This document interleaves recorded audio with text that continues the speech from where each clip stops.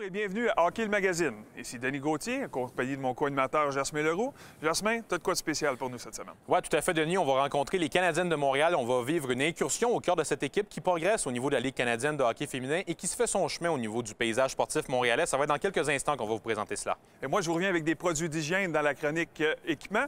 Et aussi, sur la glace avec Patrick Boileau, on va parler des défenseurs et des lignes de tir. Hockey Magazine, c'est parti!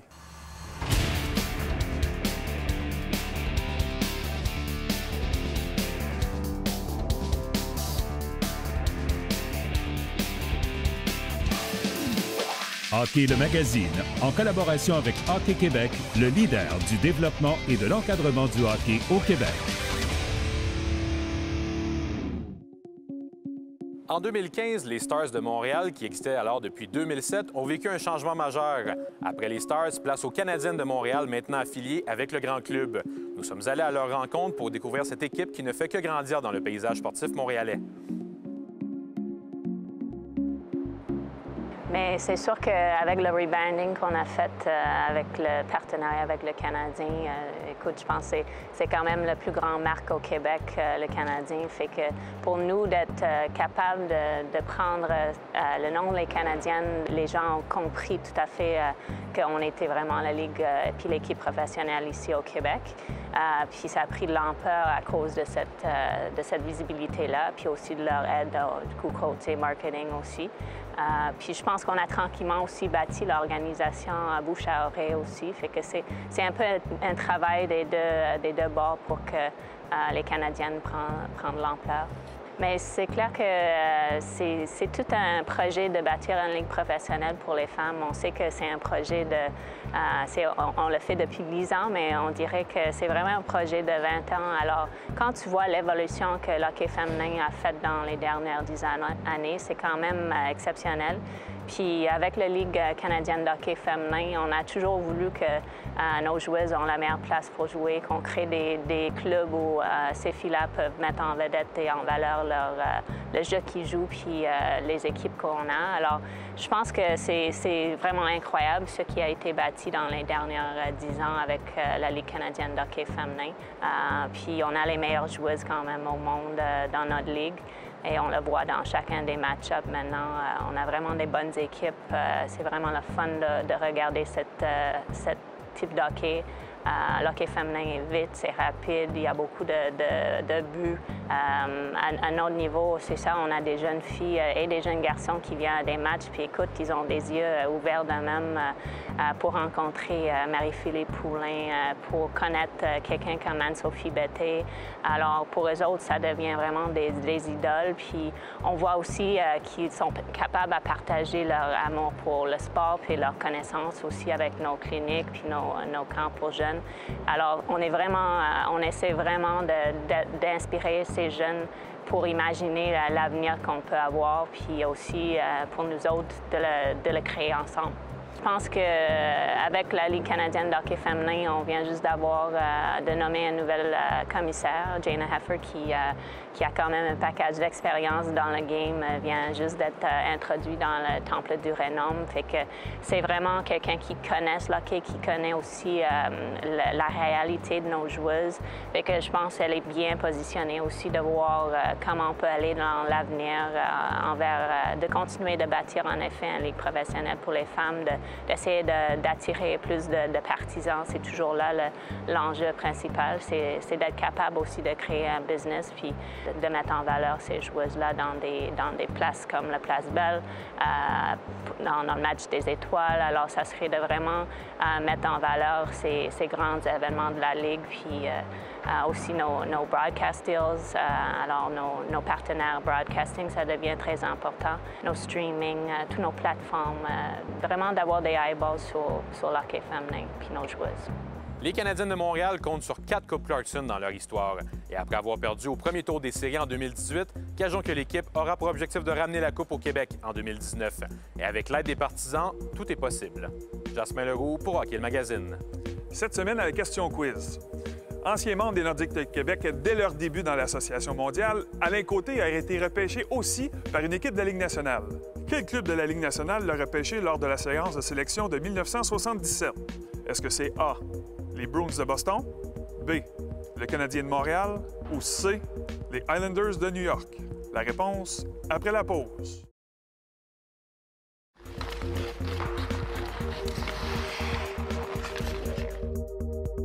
La réponse B.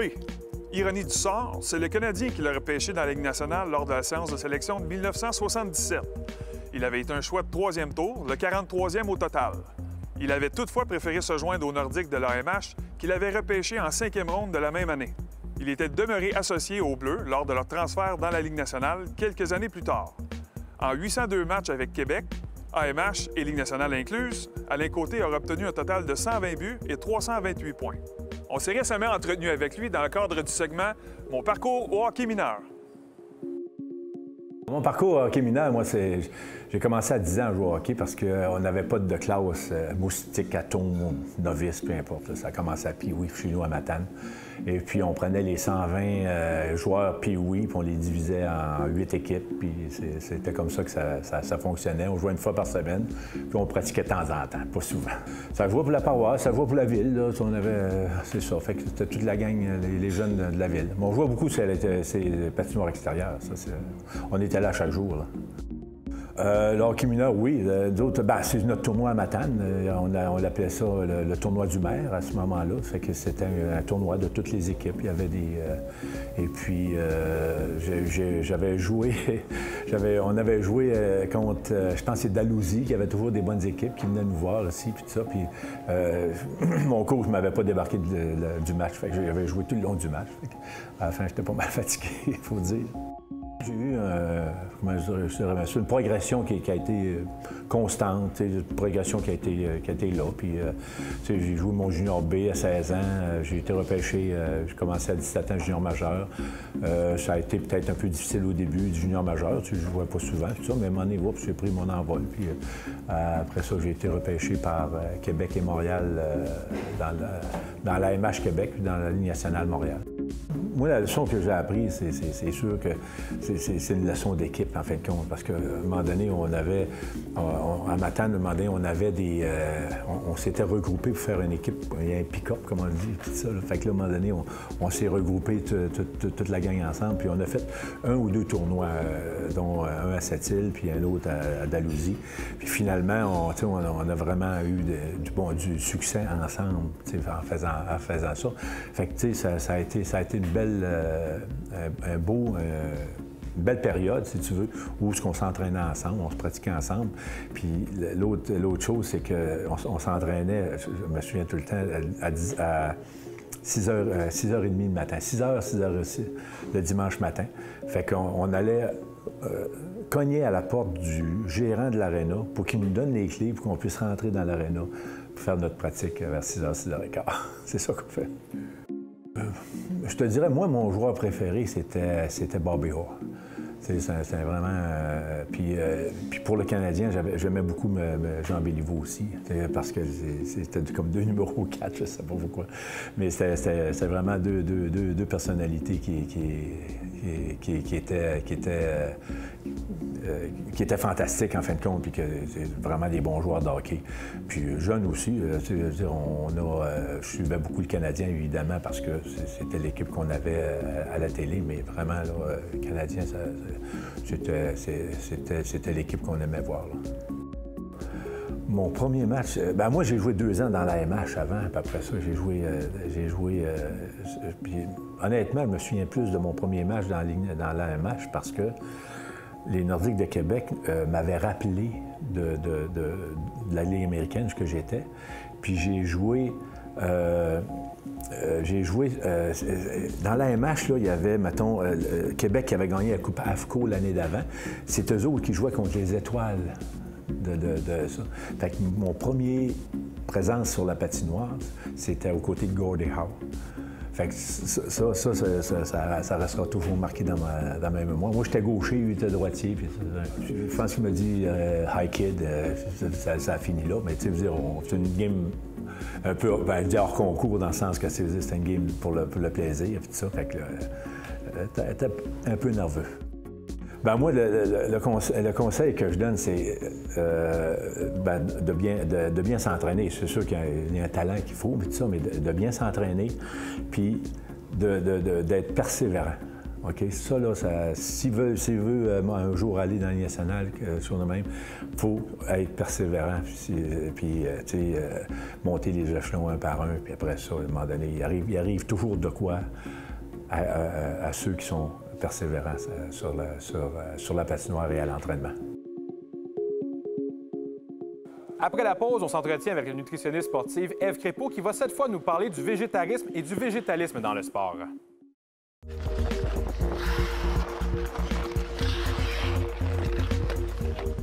On est cette semaine en compagnie de Ève Crépeau, nutritionniste sportive à l'Institut national du sport du Québec. Ève, on va parler cette semaine d'un phénomène en vogue et qu'on parle beaucoup, le végétarisme.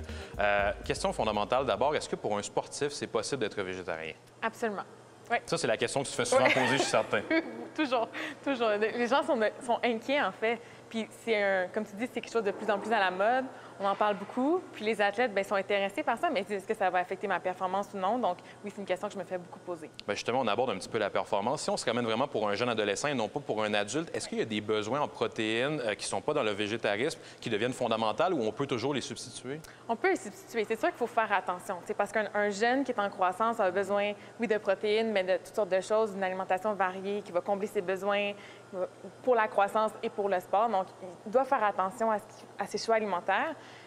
Mais il peut le faire en étant végétarien, il doit juste avoir une conscience de bien remplacer les protéines animales par d'autres types de protéines. Bon, justement, on en parle un peu philosophique. Là. Supposons un jeune arrive dans ton bureau, tu te dis je veux devenir végétarien. Son plan d'alimentation va ressembler à quoi pour être optimal? Oui.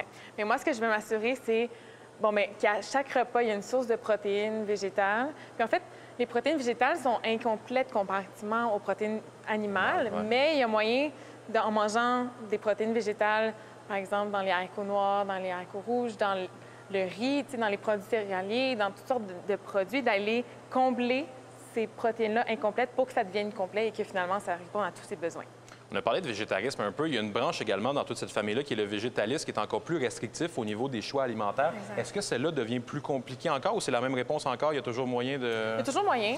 D'abord, le végétalisme, c'est de restreindre encore plus... C'est couper tous les produits animaux. Donc là, pas de lait, pas de yogourt, pas d'œufs. Pas de fromage. Donc, c'est sûr que ça réduit les sources de protéines, mais il y a moyen d'être végétalien et d'être performant et d'être un athlète. Il faut juste faire plus attention. Puis, il y a moins de choix, mais il faut être plus créatif, disons. Ça devient important probablement de ne pas manquer de repas, d'être vraiment à son affaire au niveau du plan d'alimentation que vous allez faire. Absolument, absolument. C'est un phénomène qui est un petit peu en vogue, comme j'en parlais au début de ma chronique. Ça existe depuis longtemps, mais particulièrement, est-ce que vous l'avez remarqué chez les jeunes que depuis quelque temps, on en parle encore plus que par le passé? Oui, absolument. Puis ça, c'est dans tous les sports. Autant des sports auxquels on s'attendrait moins, par exemple le football, mais j'ai de plus en plus d'athlètes qui sont intéressés, qui sont curieux puis qui veulent l'essayer. Donc, c'est quelque chose que, oui, je remarque beaucoup parmi mes athlètes. Est-ce que vous avez une recommandation en particulier que vous faites à ces gens-là, s'ils viennent vous en parler, que vous dites ça ne me dérange pas si tu veux prendre cette voie-là, mais c'est absolument nécessaire que... C'est sûr que ça implique souvent de cuisiner plus. OK.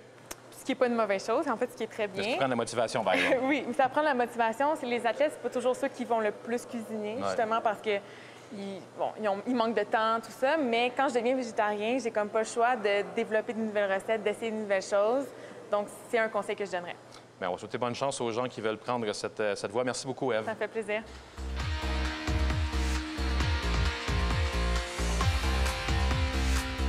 Cette chronique équipement vous est présentée par le Trio Hockey, Sport Rousseau, Hockey Expert et l'Entrepôt du hockey.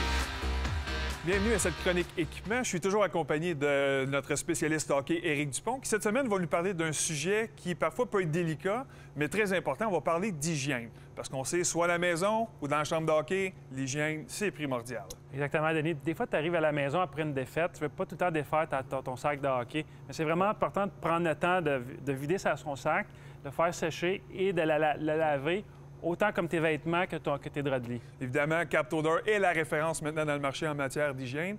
De fait, il y a plusieurs joueurs de hockey qui utilisent le vaporisateur anti-odeur à la maison et ça marche à merveille. Exactement. Comme tu dis, Captodor est vraiment le leader. Il y a plusieurs produits révolutionnaires que les joueurs de hockey apprécient vraiment beaucoup. Tu as 3 produits pour nous démontrer aujourd'hui, exact? Exact. On va commencer avec le détergent à lessive. Il existe beaucoup de détergents sur le marché, mais le Captodor s'attaque à la saleté de toutes sortes et laisse un parfum très agréable, tout en éliminant efficacement les mauvaises odeurs associées à la transpiration et aux bactéries. Il permet aussi aux vêtements de sport de conserver leurs propriétés particulières. C'est un excellent produit. Maintenant, si on parlait du gel de douche 3 en 1. Exact. Captodor offre également des gels de douche 3 en 1, qui est idéal pour nettoyer en douceur le corps et le visage, tout comme les cheveux.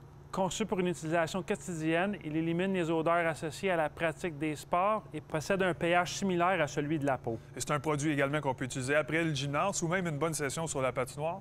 Et la preuve, c'est qu'il y a plusieurs joueurs de hockey qui l'utilisent et il est très en demande présentement. Pour terminer, qu'est-ce que tu as à nous présenter? On aurait parlé du gel purifiant pour les mains. Il s'agit d'un hydrogel purifiant pour les mains qui est la solution pour enlever les odeurs laissées sur les mains par les gants de hockey. Décision très facile pour moi, Éric. Il n'y a rien de pire que de sentir des mains, même après une bonne douche. Exactement. Parlant d'odeur, Denis, c'est important de rappeler qu'en magasin, on offre le service de nettoyage. Tu emmènes une pièce d'équipement, ton sac de hockey. On s'occupe du reste rapidement et efficacement. C'est un excellent service. Ça peut sauver du temps aux familles à la maison. On s'assure que le travail est bien fait.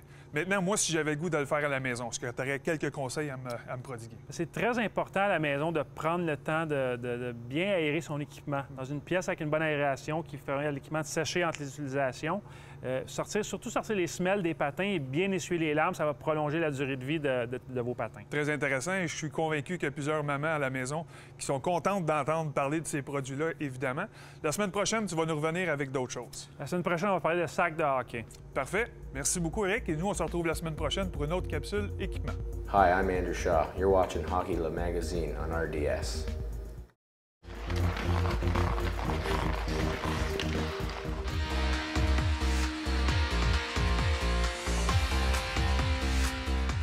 La chronique sur la glace est une présentation de Captodor, hygiène du sport.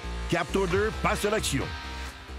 Cette semaine, à Sur la glace, je suis accompagné de Patrick Boileau, directeur hockey de l'Académie Joël Bouchard. Pat, cette semaine, on va parler des tirs de la ligne bleue chez les défenseurs. Évidemment, après les pratiques, on passe beaucoup de temps à travailler cette facette de jeu-là, mais c'est pas simplement réservé aux défenseurs offensifs. Les défenseurs défensifs comme moi peuvent aussi apporter leur rapport dans cette facette de jeu. Oui, effectivement. Ce qu'on va travailler aujourd'hui, on va travailler sur les lancers de la ligne bleue. On va vouloir que les jeunes aient les pieds en mouvement pour prendre le centre, qu'ils soient en information avec le filet et pas nécessairement de lancer le plus fort possible. Vraiment de placer la rondelle au filet pour créer des retours ou des déviations. Donc, on va travailler sur plusieurs exercices sur cette capsule. Parfait, on regarde ça. Bon, on va travailler les tirs de la ligne bleue chez les défenseurs, évidemment, mais là, on va apporter différentes modifications pour essayer de donner plus d'outils aux joueurs, nécessairement pour se débrouiller dans des situations plus corsées. Exactement. Le premier exercice qu'on va faire, c'est plus un exercice d'agilité. C'est un exercice qu'on va demander aux défenseurs d'être en mouvement, même qu'on va lui demander de toucher la glace. Okay. Il va avoir une main sur son bâton. C'est certain que pour lancer, on ne demande pas à un défenseur d'avoir une main sur son bâton, mais pour les besoins de l'exercice, c'est vraiment d'améliorer leur mobilité sur la ligne bleue. L'exercice va partir comme suit. Dans le fond, le défenseur va exécuter un croisement, il va prendre 2 poussées vers le centre, il va freiner, touche la glace là, en même temps avec la rondelle le plus loin possible. On y va, go! Un croisement, 2 poussées, touche la glace. Garde la tête haute, garde la tête vers le filet. Parfait, le deuxième, on se place pendant ce temps-là. Excellent. Good, parfait, ça. Bouge vers le centre, on y va. Le deuxième, on y va. 1, 2, parfait. Garde tes yeux vers le filet. Là, tu regardes juste la rondelle. Croisement, 1, 2, et ça. Parfait. Garde les hanches vers le filet tout le temps ouvert. On y va le troisième. Lève les yeux vers le filet. Là, tu regardes ta rondelle. Sois en information avec le filet. Donc, on peut remarquer, Denis, pareil, que les défenseurs... Là, c'est sûr que je les mets dans une situation qui est assez difficile. Là, ils se concentrent seulement sur la rondelle. Mais on veut que le défenseur soit capable, justement, de manier une rondelle, d'être en information avec le filet, lire la pression qui vient vers toi et, en même temps, effectuer un lancer. Et l'idée de toucher la main au sol, qu'est-ce que tu recherches là, avec ça? Bien, dans le fond, ce que je veux rechercher, c'est vraiment, tantôt, je vais l'expliquer quand on va recevoir encore une passe sur notre revers. Okay. C'est plus la situation où le défenseur va être sur son revers. C'est rare qu'on va avoir un défenseur qui va toucher la glace puis qui va être la main du bas sur son bâton. Mais dans l'autre situation, tantôt, là, dans une des progressions, je vais pouvoir en parler, de voir le pourquoi de cette situation. OK. Excellent, c'est beaucoup mieux. Maintenant, pour la suite de l'exercice, là, tu vas me donner une réponse. Pourquoi est-ce qu'on met la main sur la glace dans le premier exercice? Exactement. C'est rare qu'on va avoir un défenseur qui va toucher la main sur la glace. Mais comme on peut voir aussi, on a un droitier.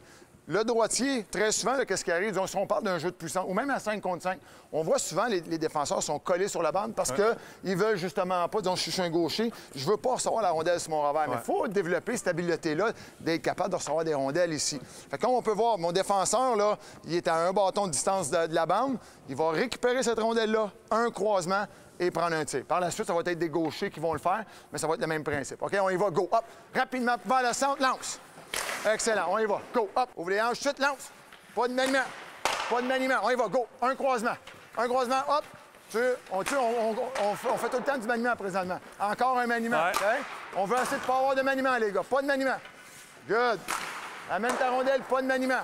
On a encore eu du maniement, fait qu'on veut vraiment enlever l'option du maniement de rondelle. Là, on l'a bien fait. Pas de maniement de rondelle. Good, excellent. Parfait, ça. Ensuite de ça, tu as une troisième transition. Oui, bien sur le troisième exercice, ce qu'on va voir, c'est que je vais voir que tu prends le centre et à ce moment-là, tu vas tomber sur ton corps intérieur. Fait que qu'est-ce que je veux dire, c'est que dans le fond, je vais le faire devant vous, ça va être plus simple. Je vais faire un croisement, j'ai ma feinte de tir, hop, j'ouvre ici, je freine sur un pied, je ressors vers l'extérieur, et puis là, tu vas descendre ici, tu vas prendre un tir en angle à ce moment-là. Fait que dans le fond, ce qu'on veut simuler, okay, c'est que tu peux y aller tranquillement, prends le centre. Dans le fond, le joueur, il se met dans la ligne de tir. Là, il y a un freinage, il sort vers l'extérieur, il descend, et puis là, il va pouvoir décocher un tir en angle. Je te laisse aller. OK? On y va, go. Fait que prends le centre avec un croisement, freine sur le corps intérieur, c'est ça. Excellent, go. Freine sur ton corps intérieur. Essaye de freiner juste sur le corps intérieur. On y va, go. Pour le droitier, c'est certain que c'est différent à ce moment-là. C'est vraiment un exercice là, pour les gauchers là, présentement. Là. Le droitier, il aurait fallu qu'on le fasse de l'autre côté. Good. Excellent. OK, good. Stop. Parfait. Fait que dans le fond, ce qu'on veut voir, okay, c'est que dans l'exercice, c'est que quand je vais prendre le centre, c'est pas vraiment nécessairement un arrêt brusque. C'est vraiment de rester sur mon corps intérieur, de rester en glisse, conserver ma vitesse pour sortir. Fait que si je le fais, disons, face à la caméra, fait que moi, je serais ici, mais on va dire que je serais de l'autre côté, je serais à l'opposé. C'est que je vais prendre mon centre, j'arrive ici, je l'autre, hop, puis là, je suis ressorti. Fait que j'ai vraiment un mouvement sur le corps intérieur ici, puis là, je suis ressorti avec ma rondelle. L'autre chose qu'il faut faire, c'est que la rondelle, je l'amène ici, hop, puis la rondelle est sur l'intérieur pour être capable de sortir avec une bonne poussée à ce moment-là. Ce qu'on a remarqué quand les gars font l'exercice, c'est sûr que c'est la première fois qu'ils le faisaient. Donc, on a vu des freinages à 2 pieds, des choses comme ça. Mais ce qu'on a remarqué beaucoup, c'est que les yeux étaient rivés sur la rondelle parce qu'on n'est pas encore à l'aise. Puis moi, le meilleur défenseur avec qui j'ai jamais joué, c'est Niklas Lindstrom. Et l'année que j'ai joué avec lui, c'est l'année où j'ai le plus appris sur la ligne bleue. Lui, il avait les 2 pieds à l'extérieur de la ligne bleue, prenait le centre, était toujours en mouvement. Puis jamais il lançait pour essayer d'avoir un gros lancer puissant. Mais la rondelle était tout le temps bien placée au filet à ce moment. Parfait. Merci encore une fois, Pat. Excellent. Et nous, on se revoit la semaine prochaine. La semaine prochaine, on a une émission bien chargée à vous présenter encore. Oui, tout à fait, Denis. On va visiter une usine de rondelles à Saint-Jérôme qui produit toutes les rondelles de la Ligue nationale de hockey depuis plus de 30 ans maintenant. J'ai bien hâte de vous montrer ça la semaine prochaine dans un reportage en 2 parties. Et moi, je vous parle de sacs de hockey dans ma chronique équipement. Et on se retrouve sur la glace avec Steve Brûlé. À bientôt. Hockey le magazine vous a été présenté en collaboration avec Hockey Québec, le leader du développement et de l'encadrement du hockey au Québec.